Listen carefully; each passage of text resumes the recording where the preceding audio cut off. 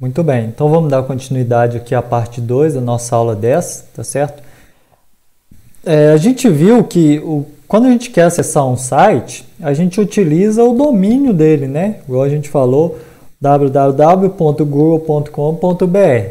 Só que esse acesso ele é feito, ou essas solicitações, por meio de um endereço IP.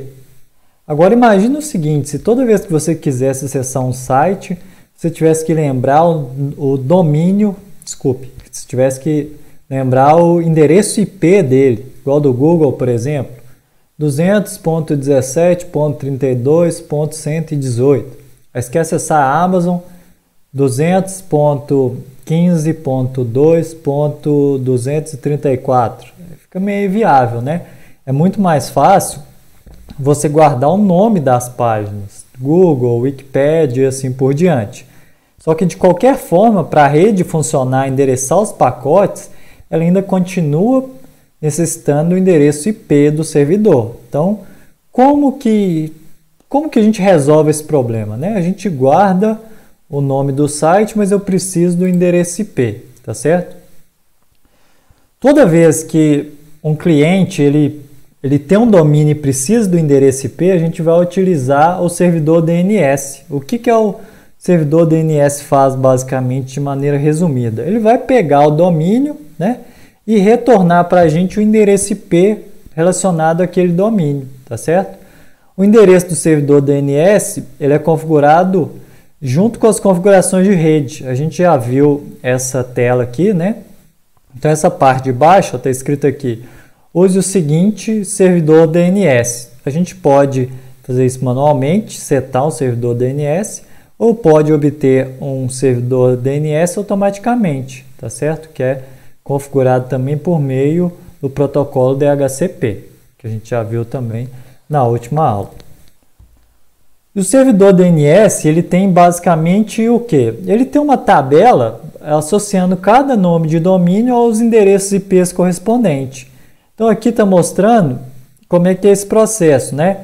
Num primeiro momento a gente acessa lá o Amazon.com, o servidor DNS vai devolver o IP desse servidor. Então agora com esse IP eu posso fazer uma requisição ao servidor da Amazon, tá?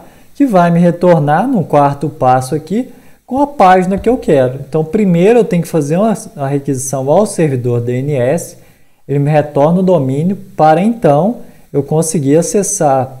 Desculpa, ele vai retornar o IP, né? Então, vamos de novo aqui. A Amazon, acessei o domínio, o servidor DNS me retorna com o IP. E com o IP eu consigo acessar o servidor da Amazon, né? Que vai me retornar com o site que eu quero, ok? Então, é assim que funciona o protocolo DNS.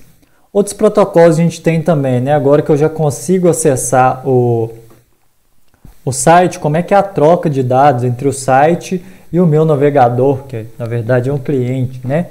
O navegador geralmente ele vai utilizar a porta 80 para solicitar serviço da internet, né? Que essa porta 80 está relacionado com o protocolo HTTP, que é o protocolo Hypertext Transfer Protocol, ou protocolo de transferência de hipertexto. Esse hipertexto, ele, na verdade, ele mostra para a gente como que tem que ser formatadas as informações de uma página, tá? Então, o título da página tem que aparecer em fonte 15, com fonte Arial da cor preta. Então, é isso que o HTTP ou o HTML ele passa de informação para a gente. E essas informações elas são codificadas numa linguagem específica, né? Essa linguagem ela é chamada de linguagem HTML, que é a Hypertext Markup Language, né? Ou linguagem de marcação de hipertexto, tá? Que ela vai informar exatamente isso que eu falei, a forma como as informações elas têm que ser mostradas, né? A formatação do conteúdo na página web. Além do HTML, né, a gente tem hoje outros protocolos de hipertexto, né, que é o XML e o XHTML, que é basicamente uma junção dos dois.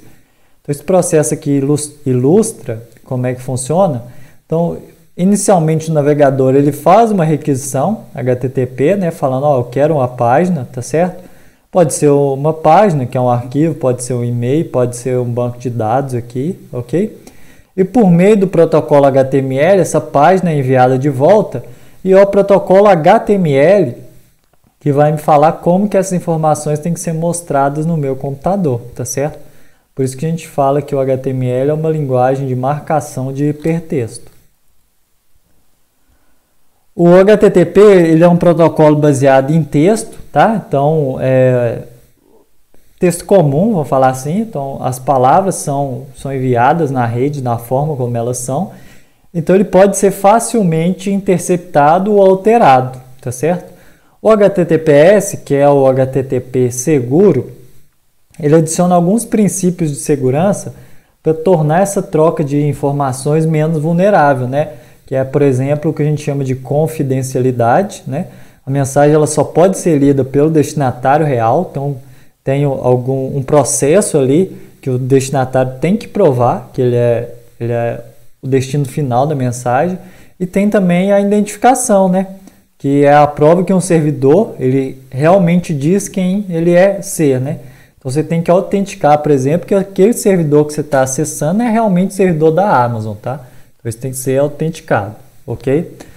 Muito bem. Essas solicitações aqui do HTTPS eles são enviadas pela porta 443, então você consegue fazer uma diferenciação, né? O HTTP é a porta 80, o HTTPS é a porta 443. Para a gente ver isso aqui, como é que é uma linguagem HTML, né? Vamos utilizar o seguinte exemplo. No seu navegador, acesse aí o site do IBGE, né? Que é o www.ibge.gov.br, e veja qual que é a estrutura, a cara aí do site, tá? Dê um pause no vídeo agora e faça isso. Muito bem. Voltando agora, que você já viu a cara aí do site do IBGE, no seu navegador, na frente aqui do nome, coloca a palavra view-source, tá? Antes da URL. Então vai ficar da seguinte forma: view-source, www.ipge.gov.br. Agora você vai ver o HTML, né? A formatação, tá certo? Desse site. Então você vai ver o que é que o seu computador está recebendo para mostrar o site do IBGE da forma como ele é, ok? É o que está mostrando na página quando você digitar o View Source na frente. Isso funciona para qualquer site. Dê um pause agora no vídeo e faça isso para você dar uma olhada. Então, viu a diferença? Essa que é a linguagem HTML.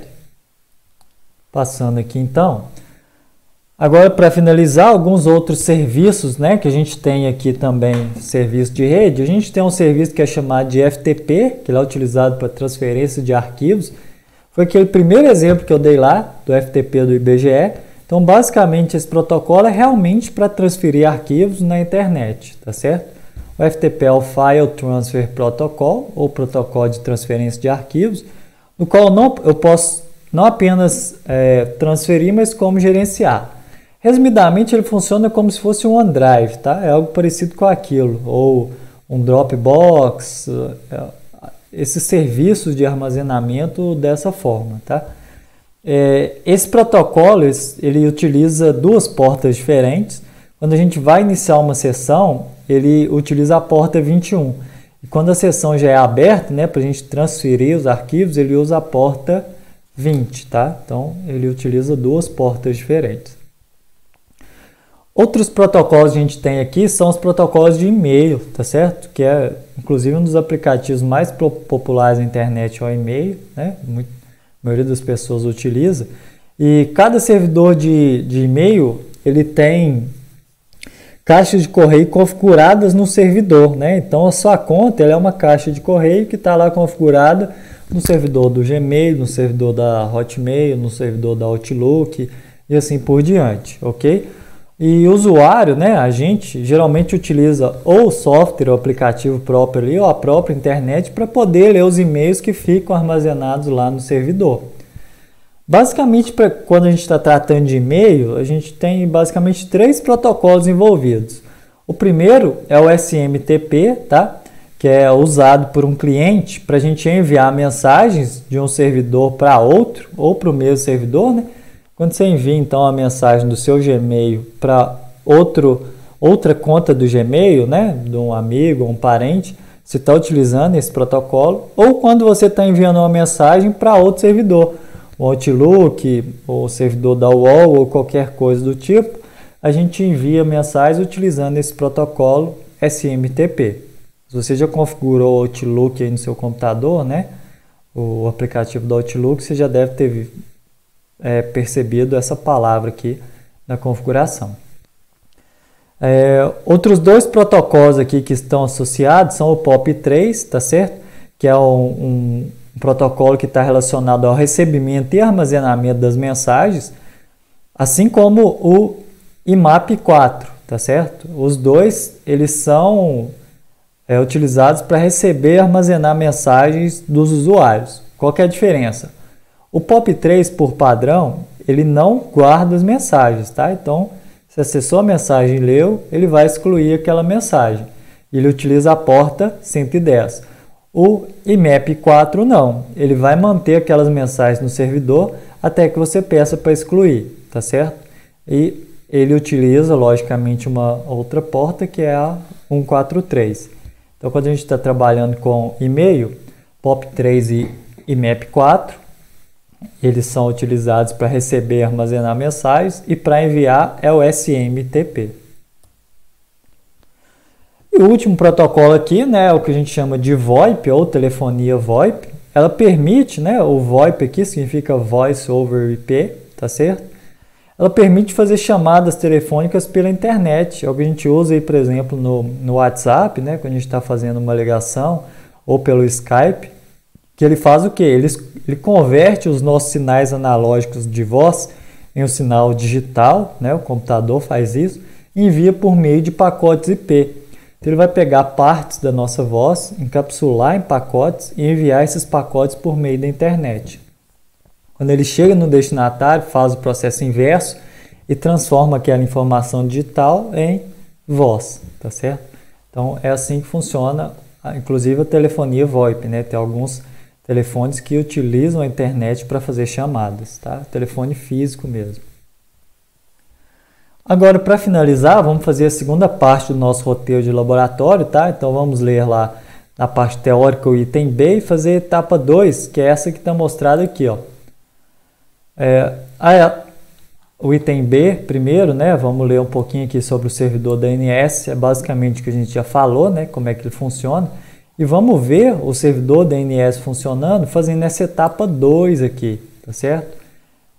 Muito bem, vamos fazer tudo aqui. Depois que tiver feito, a gente vai fazer aqui os relatórios e conclusões, que isso é com vocês, tá? E eu vou criar uma tarefa lá para vocês postarem esse roteiro, ok? Lembrando que o roteiro ele não é avaliativo e também ele não é obrigatório, porque ele vai depender de um computador para fazer. Lembrando que é altamente recomendável que vocês façam esses roteiros, tá certo? Finalizando aqui então, né? Voltando aqui na nossa aula. Agora a gente sabe, né? Os servidores dos sites web, eles conseguem funcionar sem o endereço IP? E aí? Consegue? A gente viu que não, né? Quando a gente vai acessar um servidor, na verdade a gente está acessando ele por meio de um IP. A gente não vê isso, mas o computador ele endereça um IP. Por quê? Como é então que quando eu digito no navegador www.google.com.br, aquilo vira o IP? Porque por meio de um servidor DNS, que tem uma tabela lá gigantesca, né, associando cada domínio a um IP diferente, eu consigo acessar os servidores por meio do domínio, né? Na verdade, esse servidor DNS faz essa conversão de domínio para IP para mim. Hoje a gente viu muitos conceitos, tá? Vejam os vídeos quantas vezes forem necessários para ficar todos esses conceitos bem fixados, são muitos protocolos. Basicamente o que a gente tem que saber da aula de hoje, né, é o que é uma URL, o que uma URL ela identifica, tá? E o que é um domínio, ok? entender como são usadas as portas nas comunicações TCP e UDP e quais são as principais faixas, que são aquelas que a gente viu lá, né, das portas naquelas 3 categorias, tá certo? E conhecer os principais protocolos de aplicação, né, que são DNS, HTTP e HTML, FTP, SMTP, POP3, IMAP e VoIP. A gente não precisa conhecer em detalhes como é que funciona isso aqui, mas tem que saber para que cada um é utilizado, tá certo? Essa aula ela é baseada no capítulo 5 do curso da NetAcad, de Introdução às Redes, ok? E basicamente é isso. Até a próxima aula, tá certo? E bons estudos.